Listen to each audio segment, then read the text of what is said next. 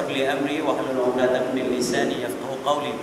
Allahumma dzakirni ma unsitu min al-Qur'anil Karim wa ma nasitu min al-ahadits an-nabawiyyah wa 'allimni ma jahiltu ya dzal jalali wal ikram. Amma ba'd.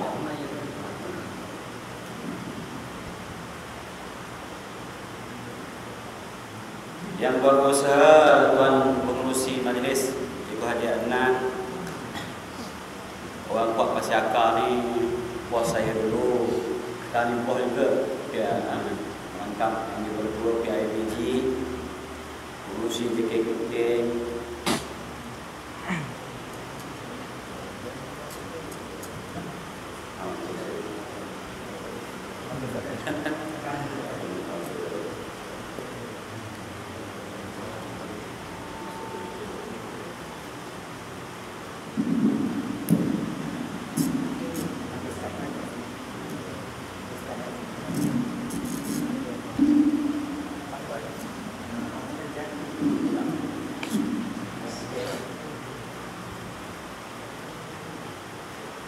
Tuan Pengurusi, Pak Jimat, Imam Bilal, ahli-ahli jatuh puasa, bapak-bapak, ibu-ibu, anak-anak juga ada seorang dua di belakang yang dikasihi sekalian. Jadi alhamdulillah Allah Subhanahu wa taala dengan kudrat iradat inayah rahmatnya mempertemukan kita dalam satu majlis yang sangat mulia, di tempat yang sangat mulia, di bulan yang sangat mulia, bulan Rabiul Awal, dan akan memperkatakan orang yang sangat mulia, yaitu Nabi kita Muhammad sallallahu alaihi wasallam. Tuan-tuan dan puan, di Mesir, di Kairah ada sebuah makam Sayyidah Nafisah. Sayyidah Nafisah ini adalah cicit kepada Sayyidina Hasan, cucu Nabi sallallahu alaihi wasallam, seorang ahli keluarga, ahli baik Nabi sallallahu alaihi wasallam yang sangat warak, sentiasa berpuasa 30 kali naik haji, dan sentiasa 30 tahun berdoa supaya Allah Subhanahu wa taala matikan, ambil nyawanya sewaktu beliau berpuasa, menggali kuburnya sendiri apabila terasa hampir-hampir dekat masanya. Beliau menggali kuburnya sendiri dan akhirnya dimakamkan di Qahirah. Di atas pintu makam yang tertulis bait syair Imam Syafi'i rahimahullah taala, Muhammad bin Idris Asy-Syafi'i. Muhammad bin Idris Asy-Syafi'i al-Imam ini juga pernah benarnya menuntut dengan Sayyidah Nafisah ini.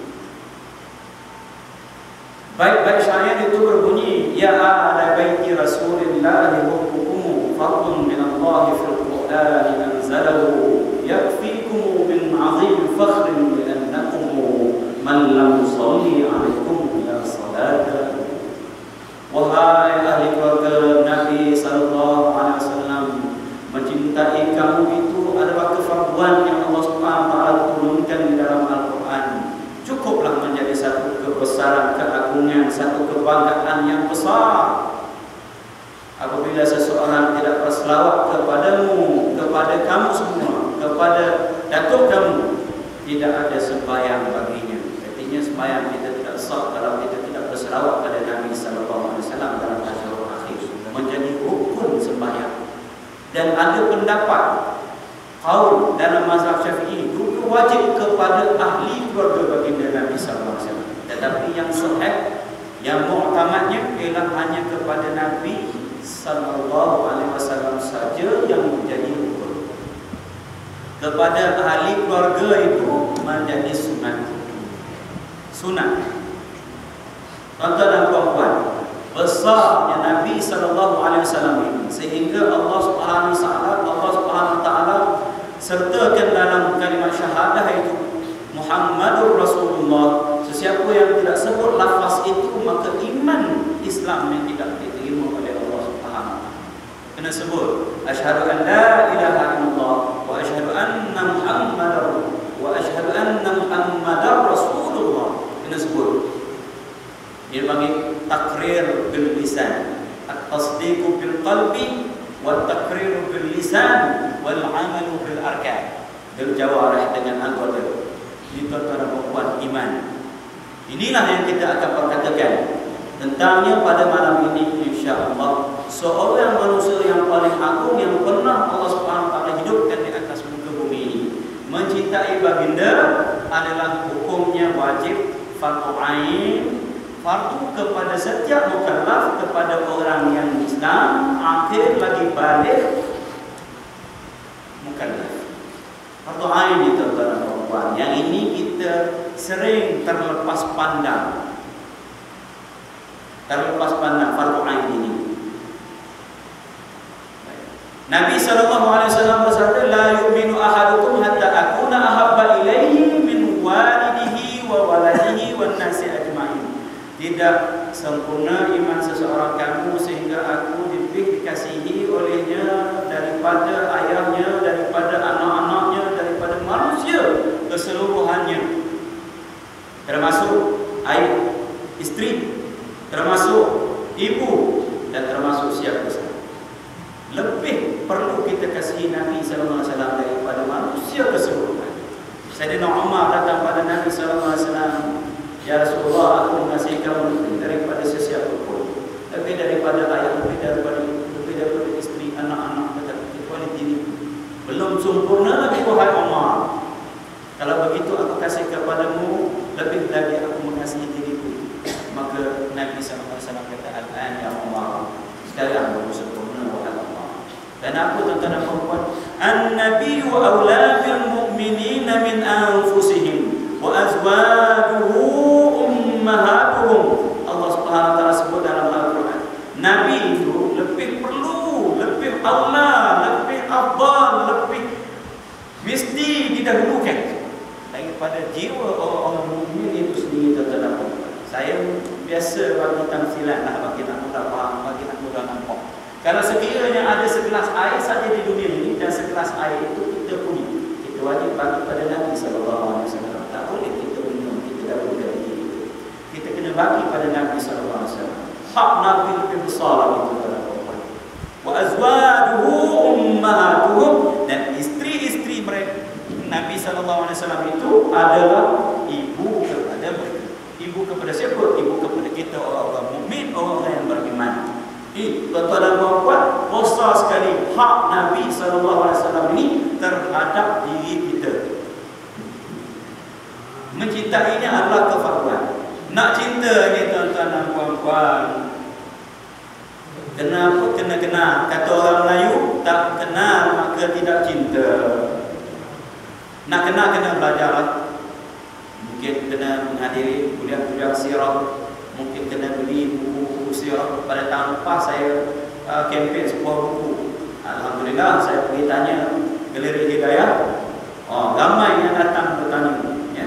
Ramai yang datang bertanya tentang buku itu.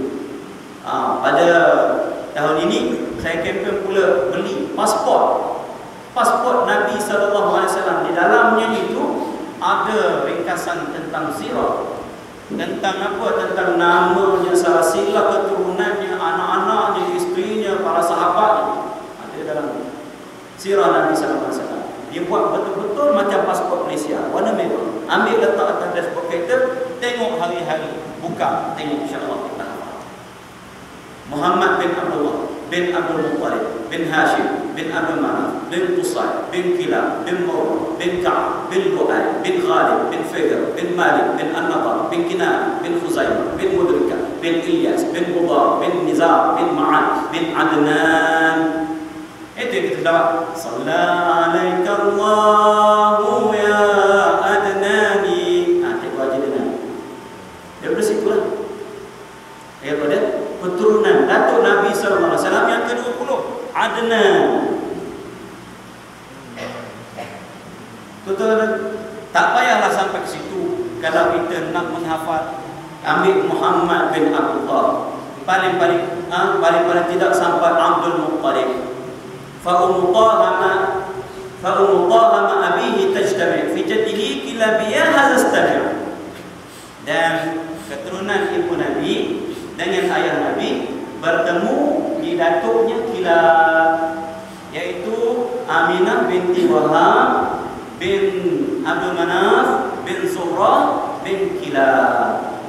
Bertemu situ Kilab bin Murrah bin terusnya sampai ke Adnan, sampai ke Nabi Ismail alaihissalam, dan sampai kepada Nabi Ibrahim alaihissalam. Di sini salah silahnya tidak dipertikaikan oleh ulama nasab, ulama hadis sepakat adalah sahih nasab itu. Ini tuan-tuan dan puan, kena nama Nabi, kena keturunan Nabi, ibu Nabi, anak-anak Nabi. Auladullah qasimun fazainabun ruqayyatun latu jamani basima fa'umul qawsu bifafatima fa'abadillahi Ibrahim wa huwal khatimah. Dulu kita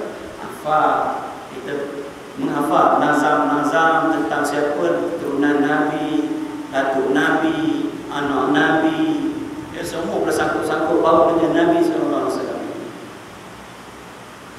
Kecil-kecil dulu ada lagu tarikat.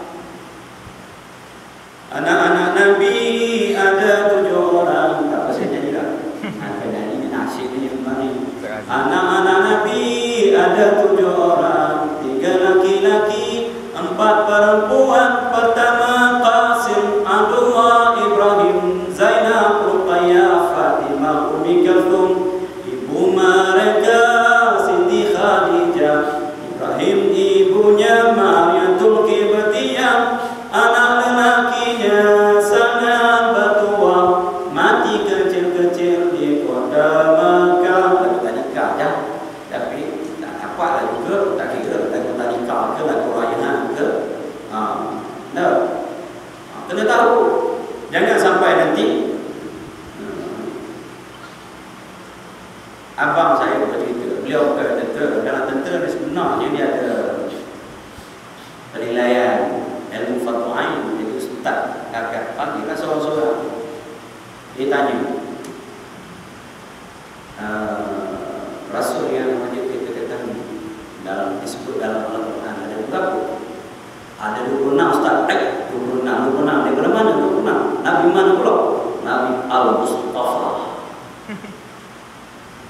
Itu lagu rakyat Muhammad Al-Mustafa.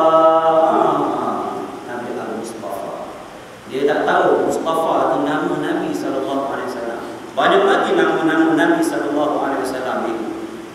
Ada yang kata 29, ada yang menyenaraikan lebih. Al-Bashir, Al-Nadhir, Al-Mustafa, Al-Mukhtar, Nabiur Rahmah, Taha, Yasin dan sebagainya. Nama Nabi kita Muhammad SAW. Baru ni saya tanya seorang murid. Saya tanya dalam kuliah. Saya ni biasanya kalau berceramah dia sekolah menengah ataupun sekolah rendah, saya akan tanyalah, buat interaksi antara murid. Ya. Ya ada. Kalau di sekolah rendah kita biasa tawarkan RM50. Siapa dapat jawab. Kalau di sekolah rendah kita tawarkan RM50. Kalau di sekolah menengah RM10, RM20 dia. Cikgu Haji benar. Pasal apa? Pasal di sekolah menengah kemungkinan tahunya tinggi. Jangan hilang RM50. Di sekolah rendah kemungkinan tidak tahu tinggi. Siapa yang boleh sebutkan nama Nabi Muhammad SAW yang disebut dalam Al-Quran secara jelasnya? Ahmad. Kita tanya lagi. Siapa nama ibu Nabi SAW? Baru-baru ini saya tanya dalam kuliah. Di mana-mana sekolah nanya 5 orang baru dapat jawab, iaitu Siti Fatimah, Siti Khadijah, itu Ummu Kalthum, itu Maryam, sebagainya. Yang kelima baru boleh jawab. Binti pula lagi. Tanya pula anak-anak Nabi SAW. Tanya pula isteri-isteri Nabi SAW. Siapa yang boleh sebutkan isteri Nabi SAW selain daripada Siti Aisyah binti Abu Bakar dan Siti Khadijah binti Khuwailid? Selain daripada itu, siapa yang boleh sebutkan? Jarang-jarang ada yang boleh sebutkan. Bila kita tawarkan RM10, RM20, RM50 untuk soalan-soalan. Tuan-tuan dan puan-puan, ini yang kita kena ambil berat, kena prihatin, kena cakna supaya apa kita kenal Nabi SAW itu. Bukan saja kenal pribadinya, kenal Nabi itu sendiri, tetapi kita kenal orang-orang yang di sekelilingnya. Apatah lagi kalau isteri-isteri Nabi SAW. Kenapa tuan-tuan dan puan-puan? Wa azwajuhu ummahatuhum, dan isteri-isterinya itu adalah ibu kepada orang mukmin, orang yang beriman. Mak kita, tuan-tuan, mak kita tu. Sebab itu para isteri Nabi ini tidak boleh berkahwin dengan orang lain selepas kewafatan Nabi SAW. Darjat atau statusnya ibu kepada orang mukmin. Jadi kita kena kenal ibu kita dalam perempuan. Sahabat-sahabat Nabi SAW juga, Nabi tinggalkan ada 100,000 lebih yang Nabi SAW sifatkan sebagai bintang-bintang di langit. Ashabi kan nujum, fabi ayyihi muqtadaitum ihtadaitum. Yang mana saja kamu ikut, kamu akan dapat petunjuk. Walaupun yang di hujung itu dhaif, tapi maknanya benar. Saya biasa bagi soalan di sekolah menengah. Di sekolah menengah, tuan-tuan, siapa yang boleh sebutkan sahabat Nabi selain daripada 4 khulafaur rasyidin ini? Yang pertama Sayyidina Abu Bakar, yang kedua Sayyidina Umar Al-Khattab, yang ketiganya Sayyidina Uthman Ibn Affan, dan yang keempatnya Sayyidina Ali Ibn Abi Talib karamallahu wajhah. Siapa yang boleh sebut? Selain daripada itu, jarang-jarang yang ada boleh sebut. Tuan-tuan dan puan-puan, jarang-jarang yang ada boleh sebut. Itu belum lagi. Biasa kita tanya lagi, ini hadiahnya besar. Siapa yang tahu nama sebenar Sayyidina Abu Bakar? Abu Bakar itu kunyah dia panggil. Abu Bakar bin Abi Quhafah kunyah. Namanya siapa? Namanya Abdullah bin Uthman. Abu Bakar namanya Abdullah. Abu Quhafah ayahnya itu Uthman. Tuan-tuan dan puan-puan, ini yang kita perlu buat sebenarnya, mengenali mereka-mereka yang bersangkut paut dengan Nabi SAW secara terus dan direct. Kenapa? Kerana orang Melayu kata tak kenal maka tidak cinta. Kalau dah cinta takkan ikut. Sebab itu Nabi SAW kata al-mar'u ma'a man ahabba. Seseorang akan bersama dengan siapa? Bersama dengan orang yang dia kasih. Kalau tidak secara fizikal, betul-betul dan perempuan, dia akan bersama pemikiran, bersama fashion pakaian, bersama fashion rambut, bersama dan bersama macam-macam lagi bersama. Katalah dikasih kepada siapa? Kepada pemain bola. Kepada pemain bola. Dalam bilik ada gambarnya bergantung, ada semua bersangkut paut dengan itu. Baju pun bertulis nama orang itu misalnya. Cara, janggut, fashion, gaya, kerana tuan-tuan dan puan-puan, kerana kasih, kerana kasih. Itu biasa, biasa. Nah, ta'sil ilaha wa anta tad'u hubbahu, hadha fil qiyas la amrun badi'un. Kata orang, kamu derhaka pada Allah Subhanahu wa taala. Kamu dakwa kamu cinta pada Allah, cinta pada Tuhan, tapi kamu neraka. Ini dalam kias pelik ni, ajaib, ajib. Biasanya orang kalau cinta dia ikut tuan-tuan dan puan-puan. Dia akan suka semua sekali. Orang putih kata, saya tak ingat dia punya kata dalam bentuk lafaz asal, tetapi maknanya kalau kita suka pada seseorang, kita akan turut suka dengan anjing-anjing itu. Anjing pun kita suka, tuan-tuan. Tapi kalau kita dah benci dengan seseorang, kita akan turut benci dengan bunga-bunga dia sekali. Nampak apa bunga dia? Tapi kalau kita suka pada bunga tai ayam pun nampak cantik, nampak wangi, pasal bunga yang orang yang kita sayang.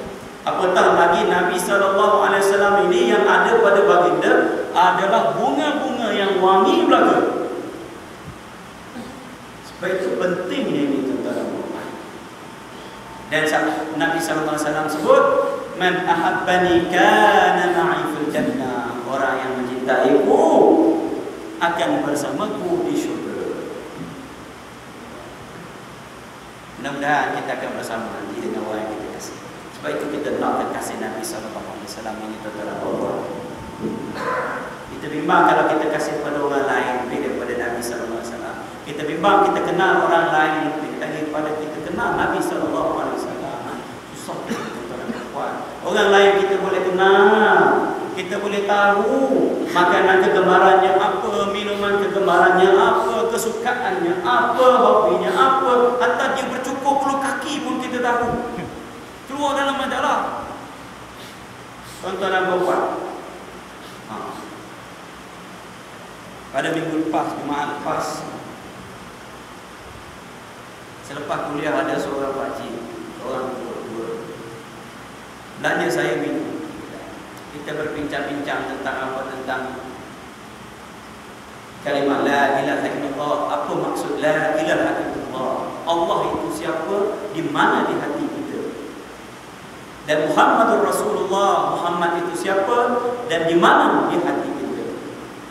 Saya tertanya, kebetulan dulu kat itu saya tanya itu.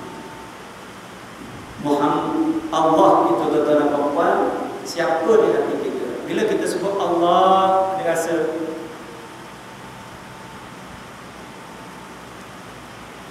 kita sembahyang menyembah ataupun bukan menyembah, menghadap ke dinding. Jadi saya tertanya begini. Dinding ada rasa? Ada rasa. Allah ada rasa? Dia tak ada. Pakcik dalam beramal, alhamdulillah. Saya sebut pula Muhammad ada rasa? Dia senyap. Saya sebut nama seorang artis. Saya tanya, ada rasa? Nangis pakcik. Tuan-tuan dan puan, kenapa kita tidak ada rasa?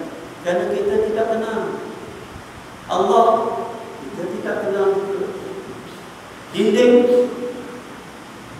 Jadi tuan-tuan dan puan, ini pentingnya kita belajar, pentingnya kita kenal ini. Kuasa ni yang hilang dalam masyarakat kita. Bila kita tidak kenal Nabi, bila kita tidak kasih pada Nabi, kita tidak rindu Nabi, kita tidak ikut Nabi, maka habislah hak-hak Nabi itu kita tidak tunaikan. Hak Nabi sekarang yang perlu kita tunaikan, yang pertama kita kenal, yang keduanya kita cinta, yang ketiganya kita ikut Nabi SAW. Kalau kita lihat para sahabat dulu, tuan-tuan dan puan, satu masyarakat yang sangat cinta kepada Nabi SAW. Ada seorang wanita Ansar yang kehilangan siapa? Kehilangan ayahnya, kehilangan saudaranya, abangnya, dan kehilangan suaminya. Gugur syahid dalam perang Uhud.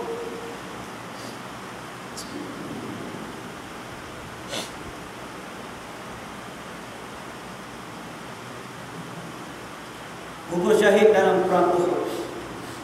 Bila para sahabat tahu cerita itu pada beliau, apa tindakan beliau, reaksi beliau?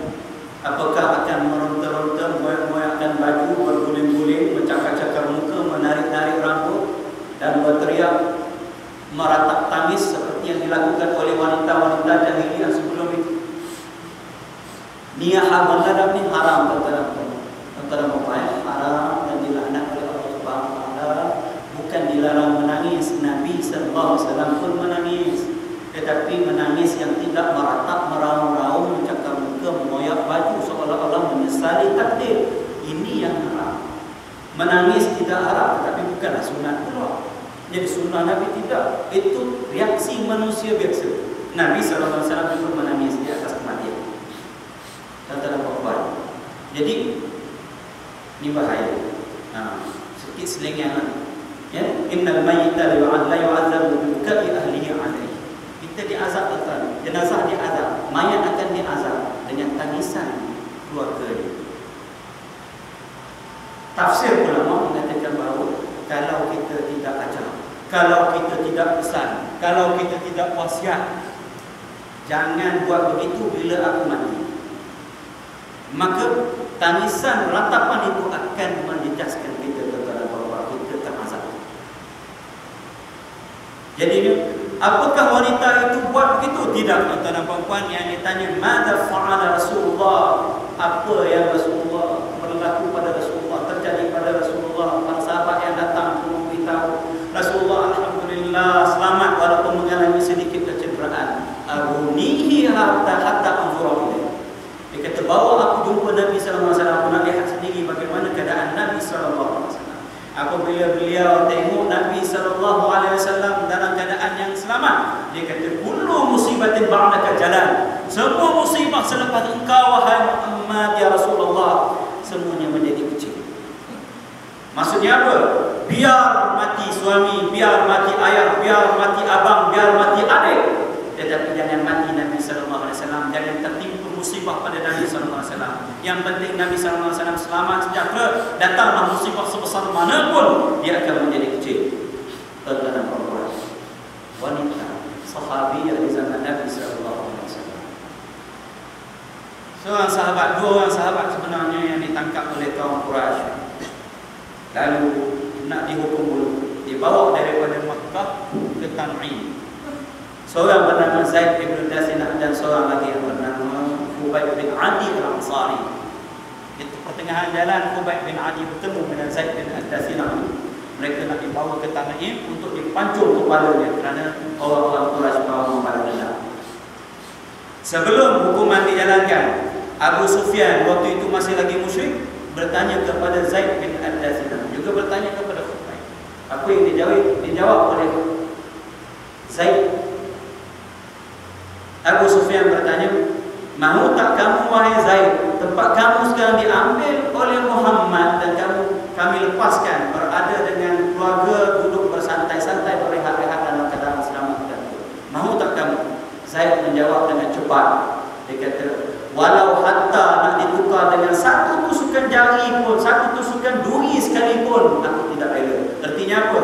Kamu tusuk, cocok satu duri pada kaki Nabi Muhammad SAW itu, aku boleh lepas, aku tak rela.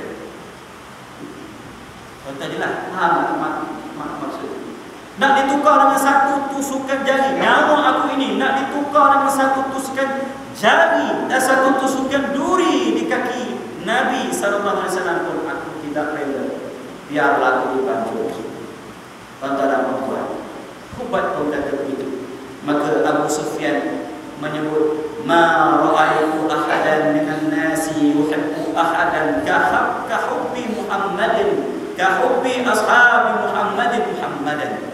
Aku tak pernah tengok lagi seseorang daripada manusia ni yang kasih pada manusia yang lain seperti sahabat-sahabat Muhammad mengasihi Muhammad. Aku tak pernah tengok lagi. Ma ra'aitu ahadan. Hebat. Kerinduan mereka juga hebat. Sayyidina Bilal bin Rabah, muazzin Nabi sallallahu alaihi wasallam. Selepas kewafatan Nabi sallallahu alaihi wasallam, Bilal sudah tidak mampu duduk di mana, duduk di Madinah. Beliau berhijrah ke mana? Ke Syria dan berkahwin di Syria. Di zaman pemerintahan Sayyidina Umar radhiyallahu anhu, Rasulullah sallallahu alaihi wasallam datang dalam mimpi Bilal. Lalu berkata, bersabda kepada Bilal, ma'al jafa' ya Bilal, apa ni Bilal kamu menjauhkan diri daripada aku? Pagi itu Bilal menangis teresak-esak. Ditanya oleh istrinya kenapa, dia kata Rasulullah SAW datang dan cakap, biar aku terpaksa ataupun aku mahu ke Madinah. Bertolaklah Bilal ke Madinah. Sampai di Madinah bertemu dengan siapa? Bertemu dengan Sayyidina Umar waktu itu menjadi khalifah yang kedua. Dekat nak berhuzur, maka Sayyidina Umar minta Sayyidina Bilal azan. Sayyidina Bilal minta huzur. Huzur ya khalifah Rasulullah.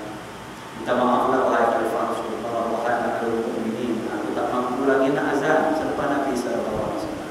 Dulu apabila aku azan, selepas itu aku akan ketuk, aku akan beri salam pada Nabi sallallahu alaihi wasallam, aku akan sebut as-salah ya Rasulullah. Sekarang ini pada siapa aku nak sebut? Kemudian bila bertemu dengan dua orang cucu Nabi sallallahu alaihi wasallam, Hasan dan Husain, waktu itu umur 8 tahun, Hasan 8 tahun, Husain 7 tahun. Bila peluk aku dan cium mereka, terbau padanya bau datuk mereka Rasulullah SAW dan Hasan dan Husain ini meminta memohon dia sebaik Bilal untuk Hasan Al-Aci. Maka Bilal tak mampu untuk menolak permintaan Hasan dan Husain, cucu kesayangan Nabi SAW dan pemuda syurga. Tak mampu nak tolak, maka Bilal melambungkan azan, Allahu Akbar di Madinah, bergema. Semua orang keluar menangis meneteskan air mata. Abu Isa Rasulullah, apakah Rasulullah SAW diutus kembali? Sampai la asyhadu an la ilaha illallah, perempuan-perempuan semua keluar, anak-anak gaul semua keluar, mereka menangis teringatkan Nabi SAW, rindukan Nabi SAW. Bila sampai asyhadu anna Muhammadar Rasulullah, bila jatuh tercelepuk, tak mampu lagi meneruskan azan. Dan terdengarlah di Madinah tangisan yang teresak-esak seperti mana hari wafatnya Nabi SAW. Saya ingat lagi satu hadis Nabi SAW, hadis sahih. Nabi SAW ini berkhutbahnya atas tunggul kurma, atas tunggul kurma.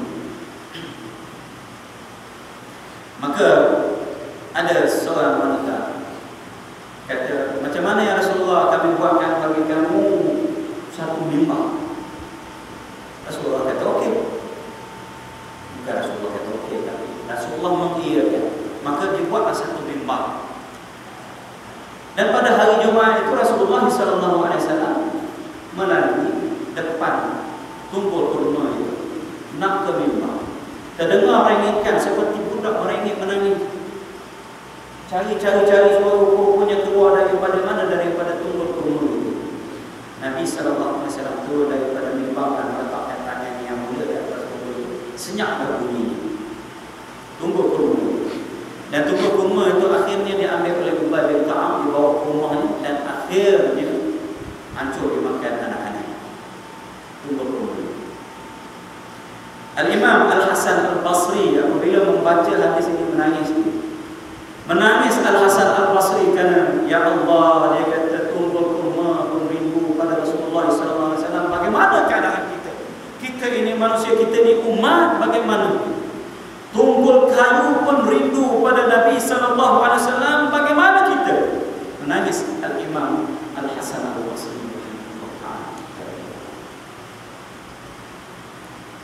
Kerinduan yang tinggi pada Nabi SAW.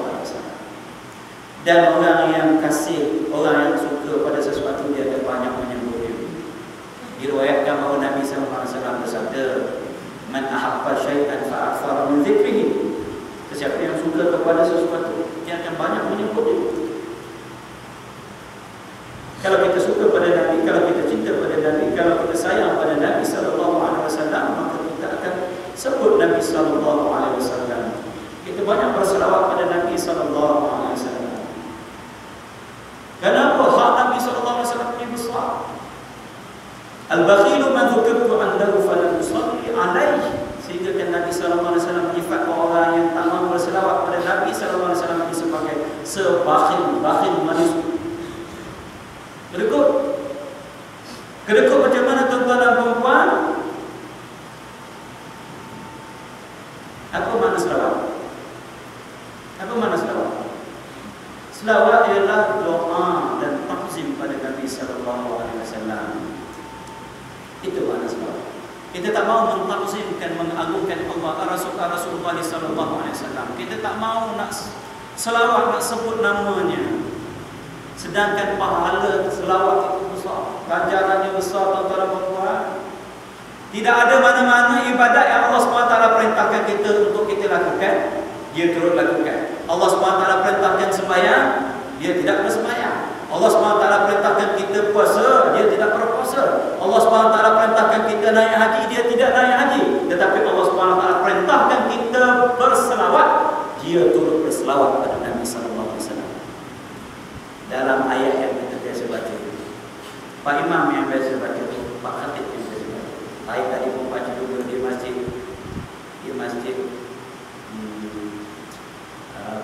Kuala Besut. Jadi khatib tamu di Masjid Kuala Besut. Masjid ini jadualnya Ustaz Iman Islam, syarah saya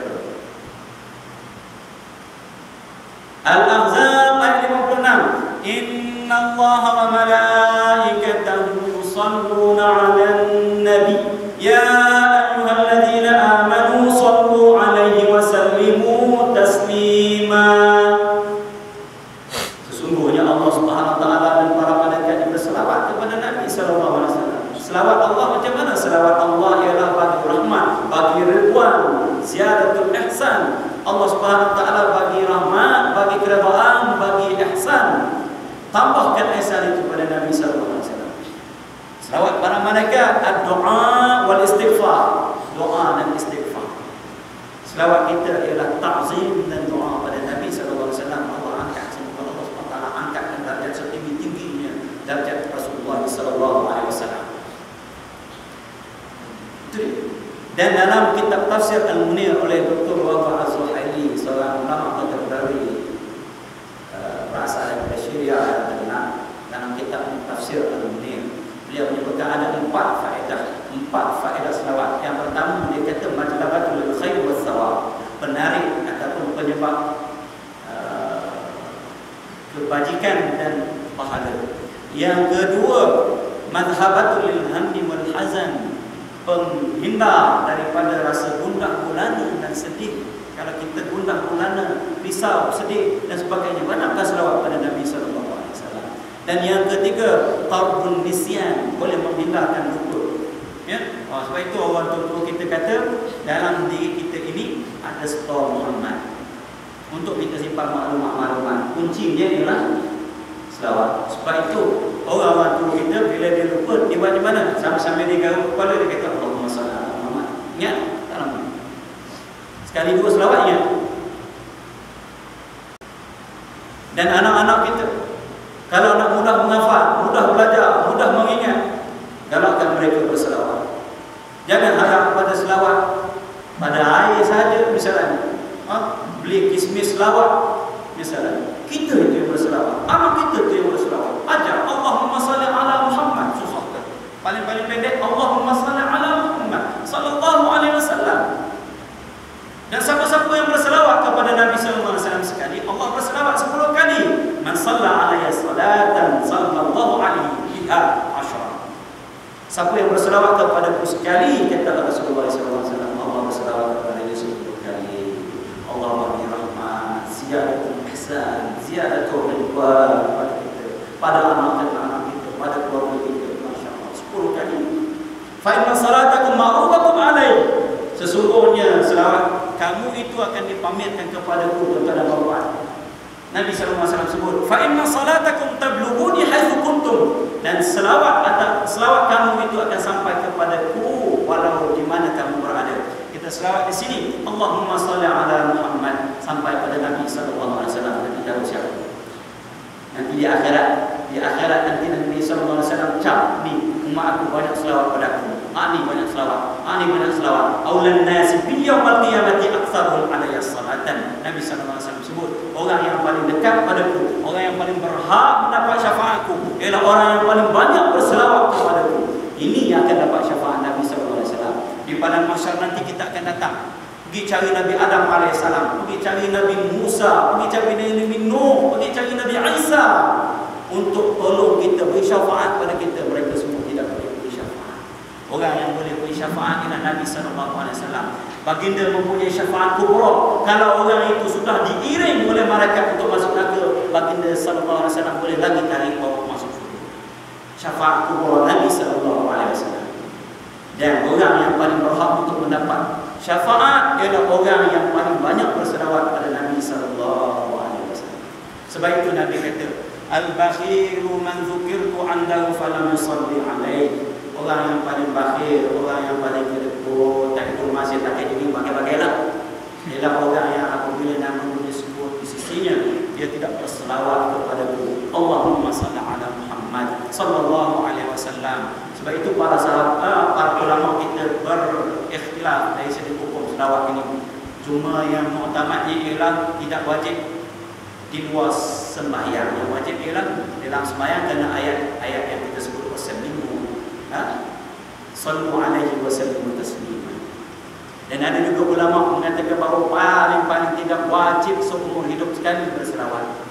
Dan ada juga ulama yang mengatakan bahawa, yang memfatwakan bahawa wajib sekali majlis kita sebut apabila dengar nama Nabi itu kita kena sebut sallallahu alaihi wasallam paling tidak sekali. Dan ada ulama yang mewajibkan setiap kali dengar nama Nabi Muhammad sallallahu alaihi wasallam wajib kita berselawat pada Nabi sallallahu alaihi wasallam. Tuan-tuan dan puan-puan. Jadi kedekut memang kedekut pasal pahala yang terlalu besar yang Allah SWT sediakan, kita tak mau bagi, tak mau bagi kepada kita. Yang saya lupa tadi nak sebut yang keempat lah, fadilah selawat sababul lidukhulil jannah, sebab masuk syurga. Kita tak mahu nak bagi hak itu pada diri kita, maka kita adalah orang yang kedekut. Bukan saya kata, Rasulullah SAW yang sebut al-bakhiru man dzukirtu 'indahu falam yusalli 'alaihi. Saya ingat, saya nak tutup dengan cerita ni. Saya ingat cerita arwah ayah saya. Mak yang bercerita nenek saya, arwah mak. Arwah nenek saya bercerita pada arwah ayah saya. Kemungkinan kalau saya andaikan dalam cerita ini dalam 100 tahun mungkin pasal ayah saya pun juga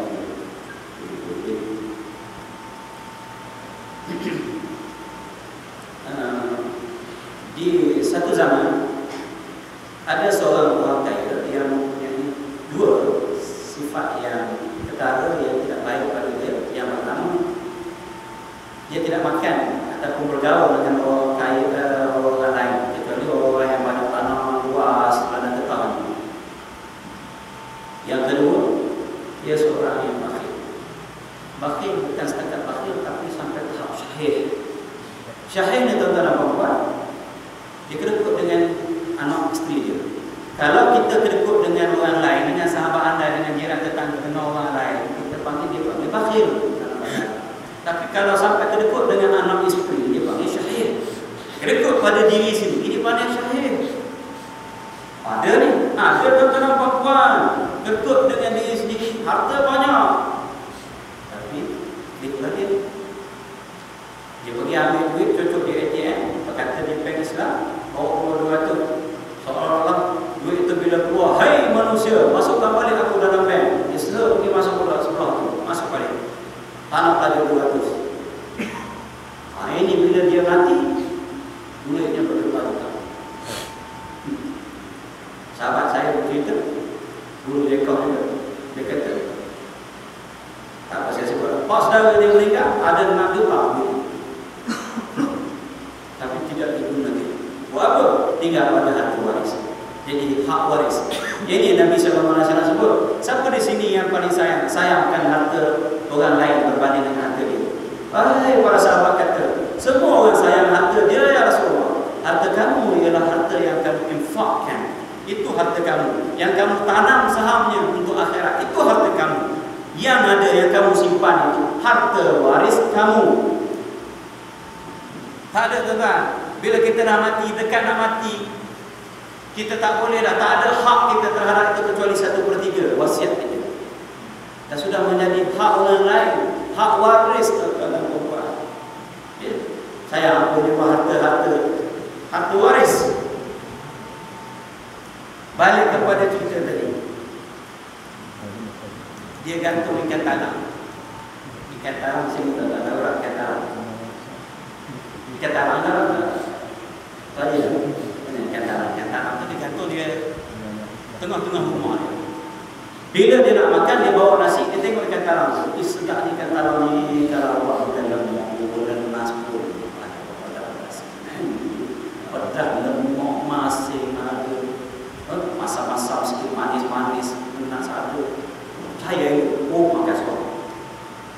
Tengok pula suap lagi. Saya suap lagi. Pada satu ketika dia hilang. Wah, orang cari dalam kedua ketiga sampai seminggu, sampai 6 hari.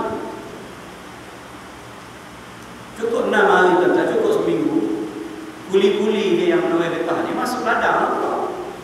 Apa ceritanya, cara dia apa semua kerja sampai pengkalai sampai seminggu. Masuk ladang getah lubang lama jauh. Dia tengok ada di situ terbaring terbuka dan tinggal tulang. Putih-putih tulangnya ambil isi dan air, kicau dalam sungai Faham. Kicap, tahu kata kicap? Memandikan upah RM100. Ini tuan-tuan Allah. Di mana harta kita? Di mana kebanggaan, kesombongan kita? Dan di mana kedekut umrah kita? Begitu akhir. Ini saya nak cerita orang yang kedekut terhadap diri sendiri, macam yang tak mahu bersawab pada Nabi Sallallahu Alaihi Wasallam. Sebab itu apabila kita sebutlah Nabi Muhammad, sebutlah Sayyidina Muhammad, janganlah sebut Muhammad saja. Kita dengar juga ya, dengar juga kalau dalam kuliah sebut Muhammad. Siapa kita Muhammad? Kita nak sebut Muhammad. Mentua Nabi pun sebut bi abi anta bi abi wa ummi ya Rasulullah. Tebusan ayahku dan ibuku menjadi tebusanku, tebusan terhadap dirimu ya Rasulullah. Sayyidina Abu Bakar, pak mentua Nabi sallallahu alaihi wasallam. Sayyidina Umar, pak mentua Nabi sallallahu alaihi wasallam, tetap panggil ya Rasulullah, ya Nabi Allah. Bi abi wa ummi ya Rasulullah, ku tebus kamu dengan ayah dan ibuku. Kalau kita sebut Muhammad saja tuan-tuan, berat benar ni kita ni. Kerana di zaman Nabi sallallahu alaihi wasallam ada 3 golongan saja yang sebut Muhammad. Yang panggil hai Muhammad. Yang pertama orang kafir, yang kedua orang munafik, yang ketiganya Arabi. Arabi dia orang Badui dulu teman-teman pernah pasir. Dulu pernah pasir yang bertamadun. Sekali dia mari ke masjid Nabi, dia kencing di masjid Nabi. Tu punya tak bertamadunnya. Tak tahu ke pasal tu. Itu yang panggil Muhammad. Yang lain sebut ya Rasulullah, ya Nabi Allah. Hatta Allah Subhanahu Wa Taala tidak panggil Muhammad itu dengan Muhammad. Tidak panggil Nabi itu dengan Muhammad. Sebut ya ayuhan Nabi.